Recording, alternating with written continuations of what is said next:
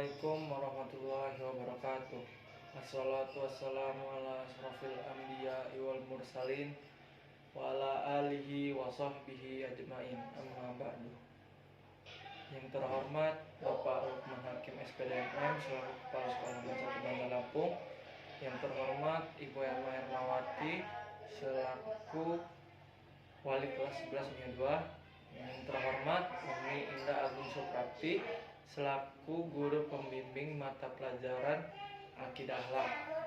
Berdirinya saya di sini akan menyampaikan beberapa kisah mengenai tokoh-tokoh ilmu tasawuf. Yang pertama ia Al-Junaid Al-Baghdadi, yang bernama asli Abu Qasim Ibnu Al-Junaid Ibnu Muhammad Ibnu Al-Junaid Al-Baghdadi, yang lahir di kota Nihawan di Persia dan wafat pada tahun 298 Hijriah atau 910 Masehi. Ibnu Al-Junaid Al-Baghdadi merupakan anak yang sangat pintar. Ia tinggal bersama pamannya dan belajar sangat pintar. Dan pada saat karena kecerdasannya itu, Ibnu Al-Junaid Al-Baghdad diuji oleh gurunya pada saat umur 7 tahun mengenai apa itu arti syukur. Inti dari pelajaran ilmu tasawuf Al-Junaid Al-Baghdadi ini ada dua, yaitu khauf yang menjadi obit atau kesempitan, dan khauf yang akan menjadi basit atau kelapangan atau keluasan. Al-Junaid Al-Baghdadi berkata, jika Allah menciptakan obit dan khauf, maka tamatlah eksistensi kemanusiaanku. Dan apabila Allah membuat basit dan roja, maka itulah eksistensi kemanusiaanku. Makna ma'rifat menurut Al-Junaid Al-Baghdad memiliki dua, ma'rifat ta'rif dan ma'rifat ta'aruf. Yang pertama ma'rifat ta'aruf. Ma'rifat ta'aruf itu ia adalah Allah akan memberitahu orang banyak akan dirinya. Dan ma'rifat ta'rif ia memberikan banyak tanda-tanda atas kehadiran dirinya di cakrawala ini. Tokoh yang kedua adalah Robi'ah Al-Adawiyah, yang bernama Robi'ah binti Ismail Al-Adawiyah Al-Basriyah Al-Qosiyah, yang lahir pada tahun 95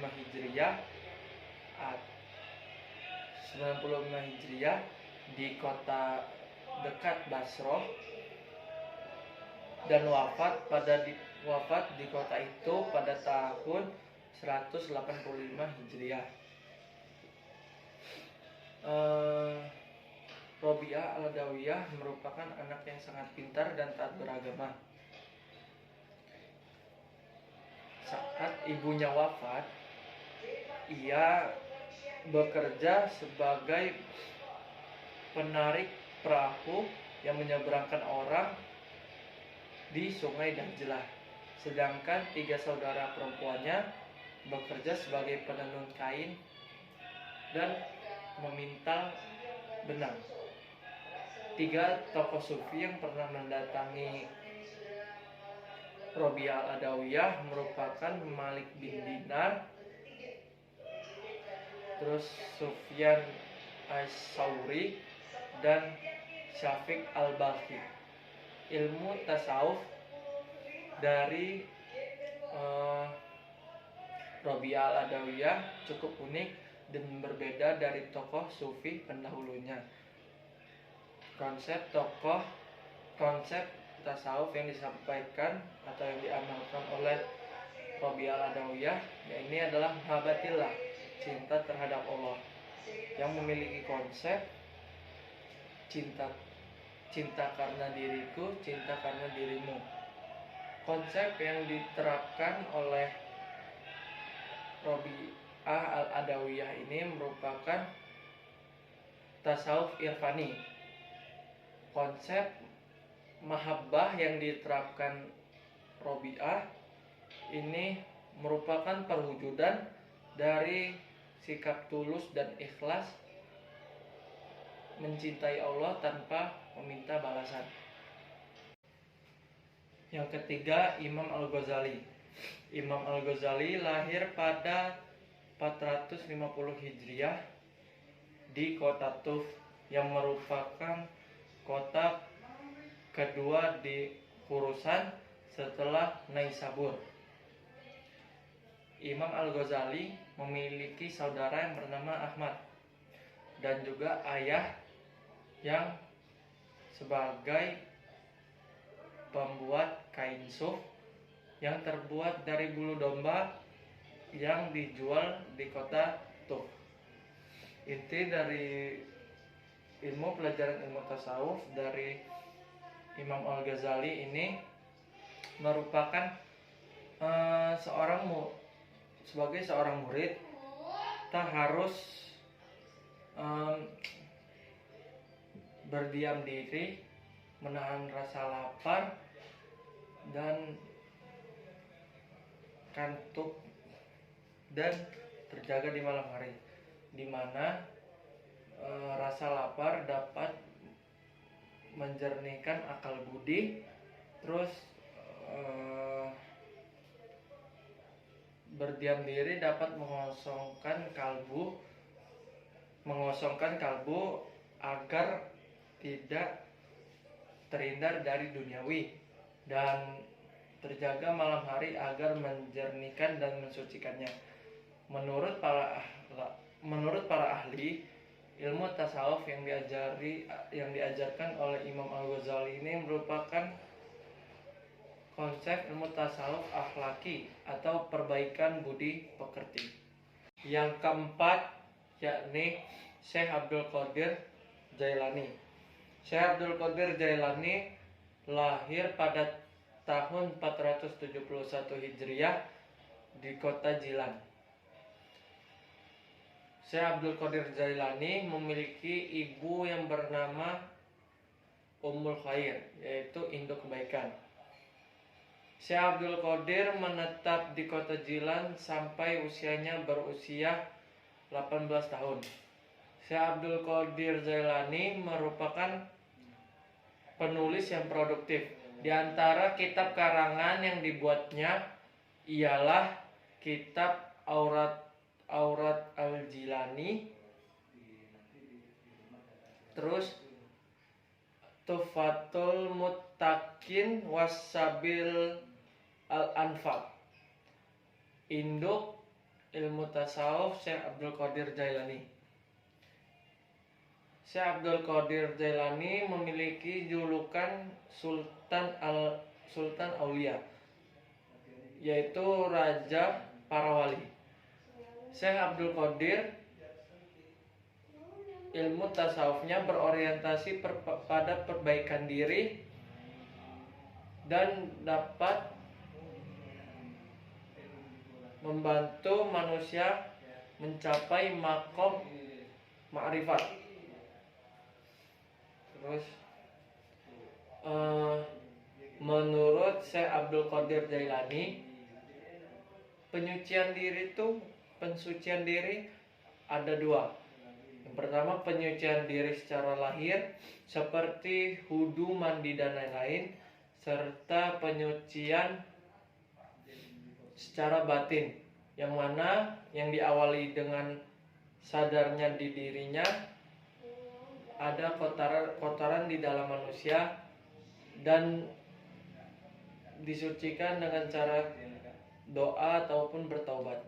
Tokoh yang harus kita teladani yakni Abdurrahman bin Auf. Abdurrahman bin Auf merupakan sahabat yang merupakan salah satu sahabat dari 10 yang dijanjikan Nabi masuk dalam surga. Abdurrahman bin Auf memeluk agama Islam sampai akhir hayatnya yang meninggal pada usia 75 tahun. Abdurrahman bin Auf merupakan as-sabiqunal awalun atau orang-orang yang awalnya yang awal sekali masuk Islam. Nah, keteladanan yang kita bisa ambil dari Abdurrahman bin Auf karena keimanan dan ketakwaannya, ia rela dan ikhlas meninggalkan harta dan kerabat-kerabatnya demi bisa hijrah dan tetap menjaga keimanannya kepada Allah Subhanahu wa taala. Bahkan ia rela menjual tanahnya yang dihargainya 40.000 dinar dan disedekahkan kepada Bani Zuhroh, istri-istri Nabi dan orang-orang. Nah, selain itu ia juga memberikan 50.000 dinar untuk fisabilillah dan juga 400 kuda untuk pada saat perang Badar. Bahkan sampai akhir hayatnya, Abdurrahman bin Auf sempat-sempatnya memberi wasiat untuk selalu membagikan dinar-dinarnya. Nah, Abdurrahman bin Auf salah satu sahabat Nabi yang luar biasa. Karena kedermawanannya itu kita dapat mencontoh sifat tauladan dari kedermawanan Abdurrahman bin Auf. Sekian dari saya. Yang kedua itu merupakan Abu Dzar Al-Ghifari yang bernama asli Jundab. Ia tinggal di antara jalur kabilah Mekah ke Syria. Jundab atau Abu Dzar Al-Ghifari hanya mengandalkan dari sisi perampokan dan penindasan kabilah-kabilah sekitar yang lewat di area situ. Karena merasa Jundab atau Abu Dzar Al-Ghifari ini merupakan suatu hal yang salah, ia melakukan hijrah bersama ibu dan saudara lelakinya menuju Najd Atas. Tidak beberapa lama di Najd Atas, ia mendengar berita bahwa adanya seorang pria yang menggegerkan Jazirah Arab menentangnya berhala-berhala. Setelah mendengar itu, Jundab ataupun Abu Dzar Al-Ghifari merasa bahagia karena orang Abu Dzar Al-Ghifari senang karena ia merindukan kebenaran itu, dan ia juga merasa berhala itu tidak menguntungkan ataupun merugikan apapun. Maka ia datang kepada Nabi Muhammad lalu mengucapkan 2 kalimat syahadat. Lalu Nabi Muhammad SAW memerintahkan dirinya untuk berdakwah kepada suku dan saudara-saudaranya. Mungkin sekian dari saya. Wassalamualaikum warahmatullahi wabarakatuh.